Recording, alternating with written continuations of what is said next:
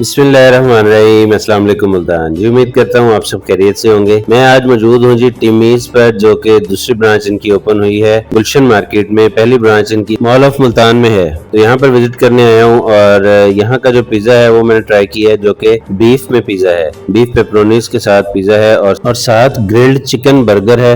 एक रैप हमने ऑर्डर किया है और साथ ही 2 शेक्स जो हैं ऑर्डर किए हैं। चलते हैं जी खाने की तरफ और आपको टेस्ट बताते हैं कैसा है। सबसे पहले हमने इनका पिज्जा ट्राई किया, गर्मा गर्म पिज्जा ट्राई करते ही मजा आया। और उसके बाद जो है वो सेकंड बाइट हमने ली बर्गर की, लेकिन पिज्जे से ज्यादा मजेदार पर बर्गर लगा हमें। और उसके बाद रैप हमने ट्राई किया, तो रैप इतना खासा मजे का नहीं लगा और एवरेज था। उसके बाद जो है वो हमने ट्राई किया इनके शेक, जिसके अंदर वनीला वाला शेक जो है वो मुझे ज्यादा पसंद आया। वनीला था एक हमारे पास शेक और एक था ओरियो। ओरियो जो है वो ठीक था, लेकिन जो वनीला था वो बहुत जबरदस्त था, मजेदार था। उसके बाद बिल आ गया हमारे पास जी। हम अब बिल अदा करते हैं और आप एम्बियंस एंजॉय करें।